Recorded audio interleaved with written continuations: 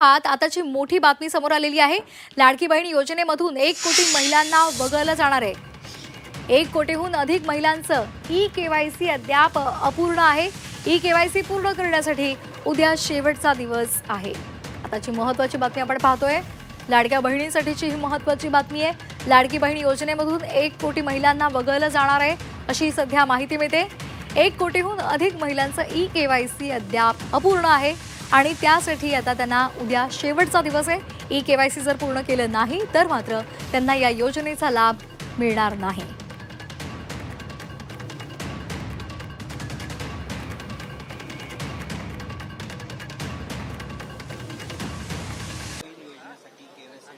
अनेक अडचणी येत आहेत महिलांना, कारण की आपण यामध्ये अपडेट केलं आहे की पतीचं किंवा त्यांच्या वडिलांचं नाव त्यामध्ये केवायसी केलं जावं, मात्र आता त्यामध्ये अनेक अडचणी येतात। साधारणपणे रोज 4 ते 5 लाख महिलांचं ई-केवायसीची प्रक्रिया ही साईटवर पूर्ण होत आहे। साधारणपणे 1 कोटीपेक्षा जास्ती महिला आज बऱ्यापैकी त्यांचं ई-केवायसीची प्रक्रिया झालेली आहे। ज्यांच्या पतीचं निधन झालेलं आहे किंवा वडिलांचं निधन झालेलं आहे किंवा डिवोर्स असतील म्हणजे एकल महिला असतील, त्यांच्यासाठी आम्ही वेबसाईटवर एक ऑप्शनच्या संदर्भातलं एक वर्किंग करत आहोत की त्यांच्या पतीचं किंवा वडिलांचं जर निधन झालं असेल तर त्यांचं डेथ सर्टिफिकेट किंवा डिवोर्स झाला असेल तर ते डिवोर्सचे पेपर्स अपलोड करण्याच्या दृष्टिकोनातून हे आम्ही तिथं ऑप्शन्स तयार करत आहोत। त्यासाठी वेबसाईटमध्ये ज्या काही त्या पेजवर ज्या काही बदल करण्याची गरज आहे त्याची प्रक्रिया ही आम्ही सुरू करत आहोत। त्यामुळे साधारणपणे ज्या सर्व पात्र महिला आहेत त्या लाभापासून वंचित राहता कामा नये या दृष्टिकोनातून आम्ही काम करत आहोत। नाही, अशा 18 नोव्हेंबरपर्यंत साधारणपणे ई-केवायसीची प्रक्रिया आहे।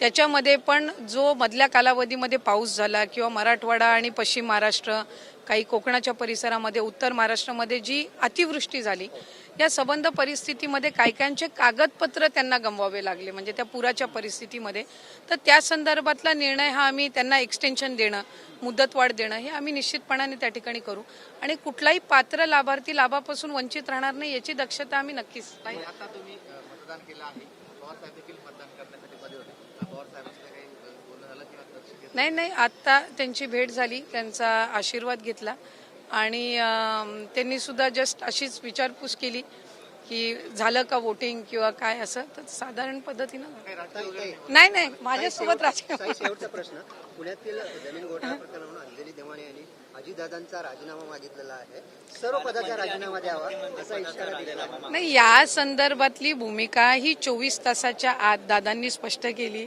आणि भूमिका स्पष्ट केल्यानंतर जो तो आहे त्या आपापल्या पद्धतीनं मतं व्यक्त करणार। विरोधक काही वेळेला वाटच बघत असतात, तर पहिल्या 24 तासाच्या आतच दादांनी त्या ठिकाणी सांगितलं की मुख्यमंत्री महोदयांनी त्या संदर्भातली चौकशीची समिती करावी, त्या चौकशीच्या समितीचा अहवाल येईल, त्याच्यामध्ये जी काही दोषी असतील त्या पद्धतीनं कारवाई करावी। त्याच्यामुळे राजीनाम्याचा बाकी इतर गोष्टींचा काही विषय त्या ठिकाणी येत नाही आणि चुकीच्या गोष्टीचं दादा समर्थन करणार नाही याची आम्हाला खात्री आहे। आता लाडक्या बहिणींसाठी महत्त्वाची बातमी आहे। लाडक्या बहिणींना 18 नोव्हेंबर पूर्वी ई-केवायसी करण्याचं आवाहन करण्यात आलंय। मंत्री आदिती तटकरे यांनी लाडक्या बहिणींना हे आवाहन केलंय, त्यामुळे 18 नोव्हेंबरच्या पूर्वी ई-केवायसी करणं लाडक्या बहिणींसाठी महत्त्वाचं आहे। आज 3000 रुपये जमा होतील। बहीण योजनेचे पैसे काढण्यासाठी महिलांची गर्दी झाली आहे। पैसे काढण्यासाठी पोस्ट ऑफिस समोर महिलांच्या रांगा लागल्या आहेत। लाडक्या बहिणींसाठी अतिशय आनंदाची बातमी आहे। काही लाडक्या बहिणींना आता पैसे यायला सुद्धा सुरुवात झालेली असेल, कारण भरपूर लाडक्या बहिणींचे नावं यादीत आहेत। परंतु एक आश्चर्याची गोष्ट म्हणजे 1 कोटी लाडक्या बहिणी बाद झालेल्या आहेत लाडकी बहीण योजनेची ई-केवायसी न केल्यामुळं। फक्त तुम्हाला मी वारंवार सांगत होतो, 2 कागदपत्र जमा करा, 2 कागदपत्र जमा करा। आता लाडक्या बहिणी इथं विचारात पडलेल्या आहेत। आता कोणत्या जिल्ह्यातल्या लाडक्या बहिणी बाद झाल्या आहेत, कोणत्या जिल्ह्यात पैसेला वाटपाला सुरुवात होणार आहे, कोणत्या लाडक्या बहिणींना पैसे येणार, कोण पात्र कोण अपात्र, कोणाच्या मोबाईलवरती मेसेज येणार, कोणत्या लाडक्या बहिणी खुश होणार, तर कुठल्या लाडक्या बहिणी इथं दुःखी होणार आणि योजनेतून बाहेर पडणार। कारण बघा, भरपूर लाडक्या बहिणींना असं वाटतंय की त्या योजनेत आहेत, परंतु नाही, जवळपास 1 कोटी लाडक्या बहिणी ह्या योजनेतून बाहेर पडलेल्याचं आपल्याला आता पाहायला मिळत आहे। कारण उद्याची तारीख ही शेवटची तारीख आहे, 18 नोव्हेंबर। लक्षात घ्या, उद्याची तारीख आणि आजची तारीख म्हणजे मी जर सांगितलं तर 18 नोव्हेंबर ही सगळ्यात महत्त्वाची तारीख आहे, ज्या दिवशी तुम्हाला ई-केवायसी प्रक्रिया पूर्ण करायची होती। परंतु लाडक्या बहिणींना आपण वारंवार सांगू देखील लाडक्या बहिणींनी इथं प्रॉब्लेम त्यांच्यासाठी क्रिएट केलेला आहे. आता सगळ्यात महत्त्वाचं म्हणजे ह्यात लाडक्या बहिणींची काही चूक नाही. पहिली गोष्ट तर पती किंवा वडील ह्यांचा ऑप्शन अजून देखील आलेला नाही. त्यामुळं माझी अशी मागणी आहे की ही जी KYCची आहे मुदत ती वाढवली गेली पाहिजे. त्याचा GR सुद्धा सरकारने लवकरात लवकर काढला गेला पाहिजे. लक्षात घ्या, आपल्याला जोपर्यंत GR येत नाही तोपर्यंत उपयोग नाही. कारण जर GRवर आलं की लाडकी बहिणींची वेबसाईटची KYC पुढे गेली तरच इथं GRवर तो मान्य केला जाईल. कारण उद्या जर बघितलं आपण तर लास्ट दिवस आहे 18 नोव्हेंबर. तर इथं जर KYCची प्रक्रिया पूर्ण होत नसेल तर प्रॉब्लेम होईल. आता कोणत्या जिल्ह्यात 1 कोटी लाडक्या बहिणी बाद झाल्या तर लक्षात घ्या, जवळपास सगळ्या जिल्ह्यापासून 10-15 हजार 50,000 1 लाख 2 लाख 3 लाख अशा 1 कोटी लाडक्या बहिणी प्रत्येक जिल्ह्यातून बाद झालेल्या पाहायला मिळत आहेत. त्यामुळे तुमचा जिल्हा कोणता आहे, तुमची बँक कोणती आहे, कमेंट सेक्शनमध्ये कमेंट करा, पटापटा कमेंट करा आणि मला सांगा की तुम्ही KYC प्रक्रिया पूर्ण केली आहे का. लक्षात घ्या, KYC प्रक्रिया पूर्ण केली असेल तरच तुम्हाला ह्या योजनेचे पैसे इथून पुढे मिळणार आहेत. जर तुम्ही असेच गप्प बसले तर तुम्हाला पैसे मिळणार नाहीत, तुम्ही योजनेच्या यादीतून बाहेर पडाल.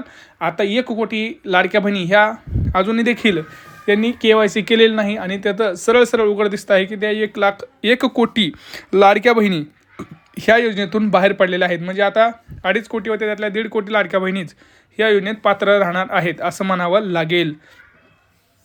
सगळ्यात महत्त्वाचं आता आदित्य तटकरे मॅडमने सांगितलं होतं की आम्ही योजनेमध्ये बदल करत आहोत. मुख्यमंत्री, दोन्ही उपमुख्यमंत्री यांनी एक मोठी बैठकसुद्धा आज घेतली होती, ज्याच्यामध्ये त्यांनी सांगितलं की आपण त्याच्यावरती 2 कागदपत्र जमा करण्याचा ऑप्शन देखील लाडकी बहीण योजनेच्या वेबसाईटवरती आणत आहोत. त्याच्यामध्ये तुमच्या सगळ्यात महत्त्वाचं असेल ते म्हणजे तिथं लाडकी बहीणमध्ये जर पती नसतील तर पतीचा मृत्यू दाखला, वडील नसतील तर वडिलांचा मृत्यू दाखला, जर डिवोर्स झाला असेल तर त्या डिवोर्सचे कागदपत्र हे तुम्हाला तिथं ॲड करावे लागणार होतं.